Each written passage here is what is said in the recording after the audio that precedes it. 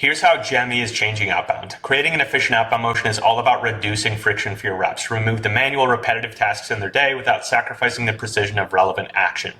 UserGems has been a game changer for myself in my outbound motion, and here's how the process works.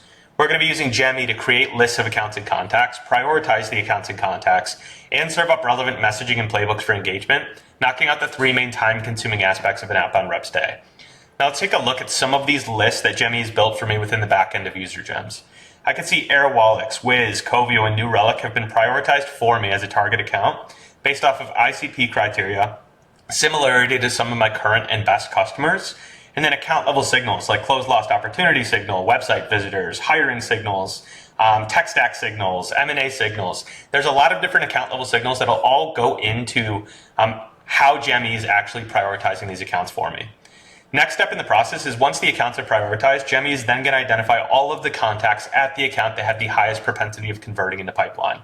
I can see Mary Lou is a past user from Polka, Nick is a past close one op contact from Silo Breaker, as well as additional past relationships, new hires, promotions, and multi-thread contacts that I should be engaging with in my outbound motion.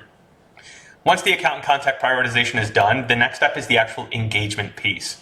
What Gemi will then do, let's say I want to reach out to Mary Lou at Covio, is use all of the account and contact level signal data to give me a reason to engage that it'll incorporate into the AI messaging that it's going to be generating for Mary Lou.